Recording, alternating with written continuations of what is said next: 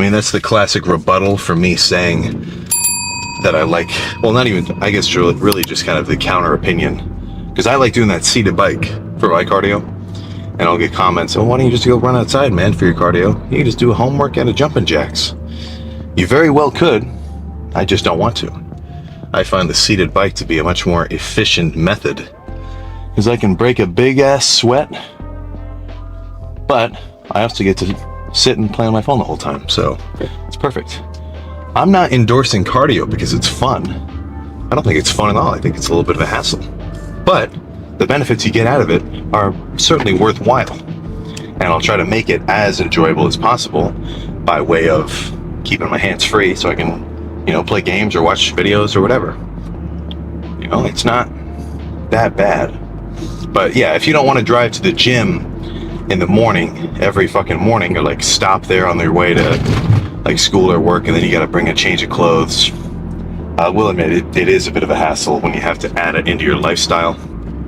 Just having a little something at the house is the best method. But I'm a little bit more careful about what I'm eating purely due to the fact that I don't want to eat anything that has a lot of calories but isn't going to make me feel full. The allure of having like a treat, like candies or whatever, it's just not worth the fact that I'm going to be hungrier later on.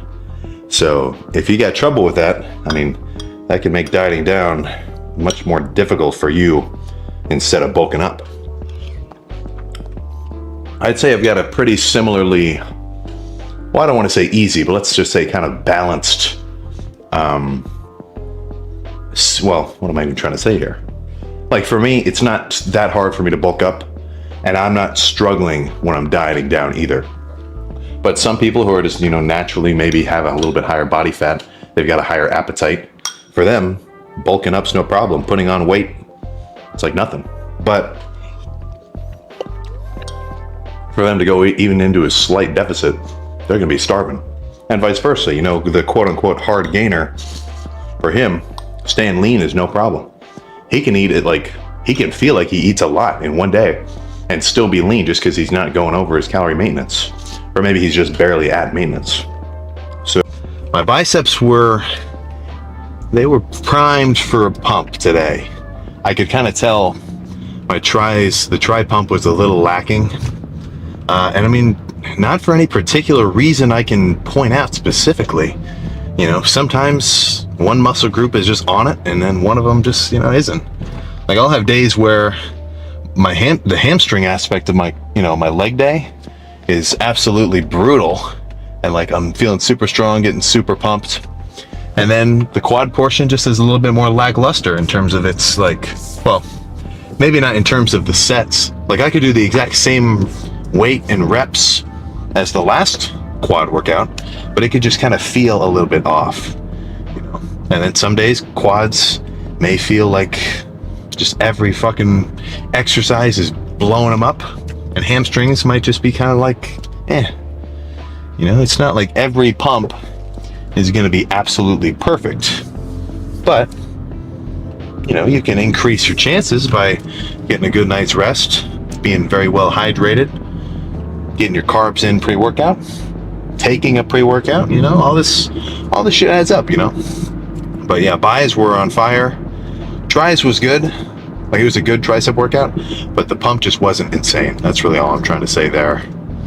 So now all I got to do is go home and eat something. After I was done with that little grocery portion, I stopped at Subway. So that was I stopped at Subway, got a foot long, and I got a little bag of like baked Lay's chips. So that was 20 grams of carbs right there, 22 to be exact, and 4 grams of fat. And the turkey sub, I must have counted the protein. Let me try not to spill it while I look at the macros.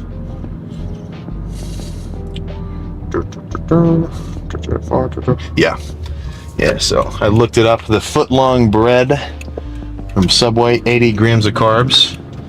And then I kind of just estimated the amount of mayonnaise that the guy put on it to be about 15 grams of fat. And then there's probably about 30 grams of protein worth of turkey, just from the looks of things. So, So far, I'm doing good today. It's 6 o'clock. I've only had 938 calories. So, it's not like I'm trying to starve myself throughout the day, but I would rather be behind on the calories than ahead. I think let's just finish with some fucking dumbbell curls again. Definitely not the 75s though. But this felt sweet. I love this machine. So let's just do another set of normal ass curls, but instead of the 75s, we'll drop it down to 50.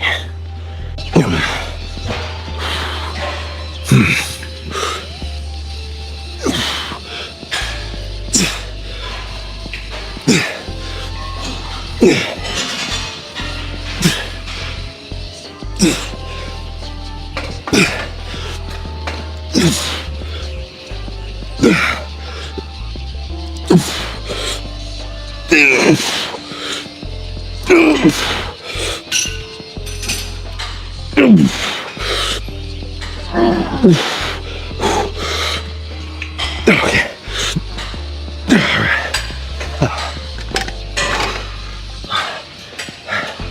I think last set with the 40s and then we're done. We can check the pump. All right, so let's cut to the car talk for our arms. 4 letters, 2 muscles, arms, freaking arms. So this is going to be a pretty quick lift because all it's going to be is 8 sets of push downs and then 8 sets of curls. Now, what variety those are is to be determined. I'm not even exactly sure now, even though I'm about to go do the workout. And I'm the one who plans it all. So very much so up to not up to chance, because like let's say I just walk in there and for whatever reason the straight bar on the cable attachment catches my eye and I'm like, oh, let's do some straight bar push downs. For the most part with tries and buys, all the movements are pretty much the same style. Like I'll talk about chest sometimes and back as well too, and legs, whole lot of muscles. You can do movements that are loaded in very different ways. But if I just want the caffeine, I'll just keep a little packet of or a little bottle of Hostile Pure caffeine capsules on me at all times, or at least next to all my vitamins at the house. So yeah, if you're into this kind of shit for the long term, like you're going to be lifting for more than a year, which ideally you should be, then, or maybe you have been lifting for a while, doing your cardio consistently. That's a very rare state, apparently, as I've come to find out with you guys. But if that's you and you've been, driving 20 minutes to the gym and then back to do your cardio, plus, that maybe probably an extra 20 minutes of like having to get, walk to your car, out of the car, have those little transitionary periods between getting places. Getting a little bike at the house, as much of a gym obsessed act. What am I trying to say here? As much of a meathead that it's going to make you look, having a little cardio bike in the kitchen, it's definitely going to be worth it. We'll kind of just do a little bit of fucking jump cuts between, whatever else I have to get. So I'm thinking a solid opener is fucking eggs. So, this is only food for 2 days. I'll just get 2 dozen. Actually, I think I lied. There we go. 3 dozen will be a little better.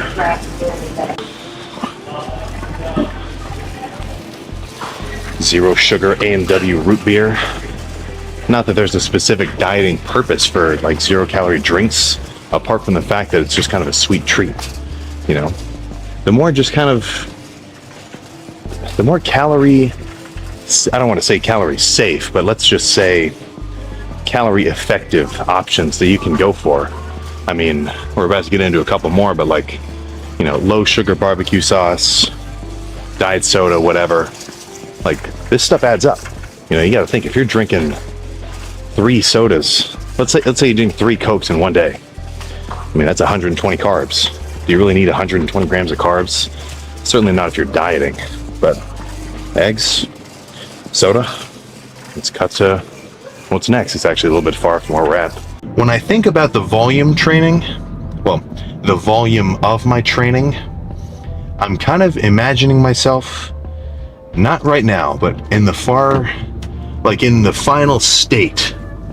I kind of imagine myself as like eventually getting to a point where I can go in, let's say I have chest. Let's say it's a chest day. And I can go in and do my 2 sets of incline bench, my 2 sets of machine press, 2 sets of Smith bench, 2 sets of flies or something like that. And I'll just be able to know, like, okay, you know what? That was the perfect amount of volume and intensity. I'm done. Because, you know, right now I'm sort of locked into a mindset of like preconceptions and convention. You know, because in my mind, it's like, even dropping it to 8 sets from the 11 I was doing, part of me is telling me like, no, do 11. Come on, you got a little more, do it. But what I really want to get to a point of in my training is like, I want to get enough stimulation, get that, you know, crazy pump, and then be able to say like objectively and believe it to be true, like, okay, that was good. I've totally stimulated the muscle. I'm done. I am done. Because let's say I get to, you know, let's say I did 6 sets of buys and I was fully pumped, felt stimulated, and 6 sets was for that day the perfect amount of volume. You know, if I do 2 sets just because, then if I do 2 extra sets just because, then what did that really do for me? But this is kind of like this is like 1% margin style stuff. You know, you doing your set of 10, you doing 10 sets of curls for buys and 10 for tries, dude, you're good. Like when I'm talking, this whole little talk I'm talking about, this is like, don't even fucking worry about it. You know, going to the gym, do your 8 to 12 hard sets of whatever for a specific muscle group, total for the muscle. I'm not talking about like do 1 movement and do 8 to 12 sets. I'm saying across all the movements you do for a single workout or a single muscle group in your workout, 8 to 12 is probably where it's at. And just go hard. Make the sets hard, get a pump. You're good. You're good. I'm kind of just saying that last little speech about the volume and calling the workout, that's kind of just, I'm sort of just talking to myself. But plan now is, I think I'm going to go home. I'm going to cook a pound of that 96% lean beef, pour it into like a strainer to get all the fats out, or at least, you know, a solid amount of it out. I mean, pre-cardio and just in the morning in general, you know, I want to do some caffeine just to kind of wake up, you know, morning coffee style. But well, I guess there is no but. That's just how I do it. Just plugged them all in. It's just 5 egg whites and 1 whole egg. Just because, I mean, come on, you don't want to miss out on the omega-3s in the yolk. But I do not want, you know, 5 whole eggs for breakfast, because then that's going to be 25 grams of fat in 1 meal. That's half the fat I have, you know, allocated for the whole day. But this is going to end up being, what is it? 20 grams of protein, 5 grams of fat, and then I just poured in, I don't know, a bunch of this salsa. I'm not inclined to believe, well, I guess it does have carbs in. I'll plug them in. 4 grams of carbs. Yeah, come on, track everything. You get the drill. But this will be pre-cardio. So 20 grams of protein, that doesn't feel like that much in 1 meal. Which, you'd be right, but I don't really want to eat a ton of food before I go do cardio. And just in general, I don't want to eat a ton of food in the morning anyway. I've only got so much food for the whole day. I want to spread it out pretty evenly and maybe have it be a little bit more biased towards nighttime. Just because that is when you're going to be most prone to potentially, you know, want to go over your calorie limit on a cut. Because nobody wants to go to bed hungry. I mean, that just sucks. So for me, it ends up being easier to be a little bit more sparse with the calories in the beginning of the day